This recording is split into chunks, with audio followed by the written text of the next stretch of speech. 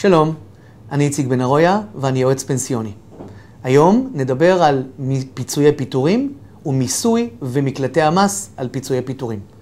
אני מזכיר שעל פי חוק פיצויי פיטורים, עובד שסיים עבודתו בתנאים המזכים אותו בפיצויי פיטורים, זכאי לקבל מאת מעסיקו פיצויים כגובה השכר האחרון כפול שנות הוותק בהן עבד אצל המעסיק. על פיצויי פיטורים הסכום פטור ממס כל עוד הוא לא עובר את התקרה, והתקרה בשנת 2011 היא 11,000 שקל ו-650 שקל לכל שנת עבודה. נדגים, אדם שעבד 10 שנים ומשכורתו הייתה 10,000 שקל, הוא מקבל פיצויים של 100,000 שקל, יהיה פטור ממס אם יבקש למשוך את הכסף שהרי זה מתחת לתקרה. היה ומשכורתו 20,000 שקל, הרי שסכום של 10 פעמים 11,650 פטור ממס, ויתרת הסכום הוא חייב בגינה מס במידה וימשוך את הכספים. כדי להימנע מתשלום מס, יש 3 מקלטי מס שבהם אנחנו דוחים, מקטינים, או בתנאים מסוימים גם מבטלים את חבות המס שחלה על הפיצויים, ועליהם נדבר. המקלט הראשון מכונה רצף מעסיקים, רצף פיצויים. הרציונל, אני עוזב מעסיק, ובהתחשבנות המס אני מבקש ממס הכנסה, ואני מודיע להם שאני מבקש להעביר את ההתחשבנות אל אחרי עזיבת העבודה של המעסיק הבא. במקום שבו אני מבקש את הרצף הזה, עליי לעמוד ב3 תנאים. 1, להודיע לנציבות מס הכנסה בתוך 90 יום על בקשתי לרצף מעסיקים, רצף פיצויים. 2, שעליי למצוא מעסיק חדש שיפקיד על שמי לפיצויים בקופת גמל על שמי, והתנאי השלישי, שאסור למשוך את כספי הפיצויים הפטורים ממס.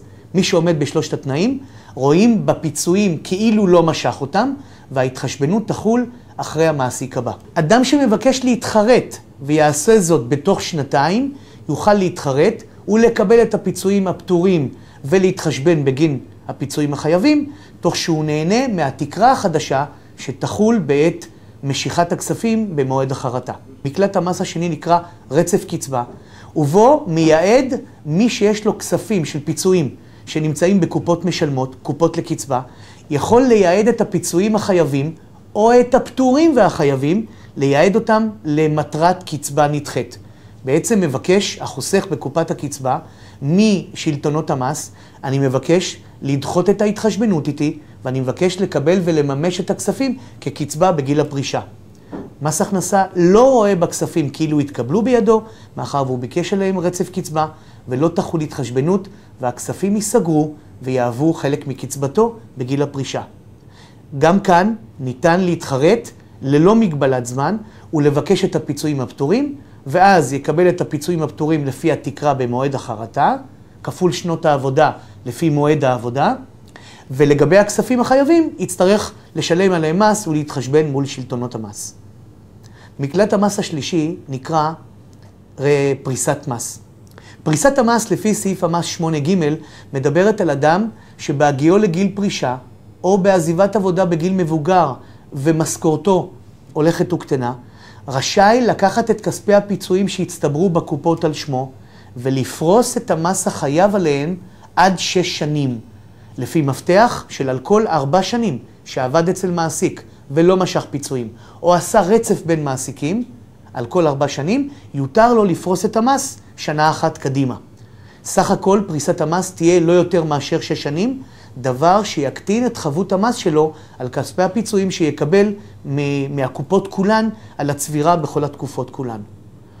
אדם שמושך פיצויים בגיל פרישה, אני מזכיר, מאבד את הזכות לקבל פטור על הקצבה.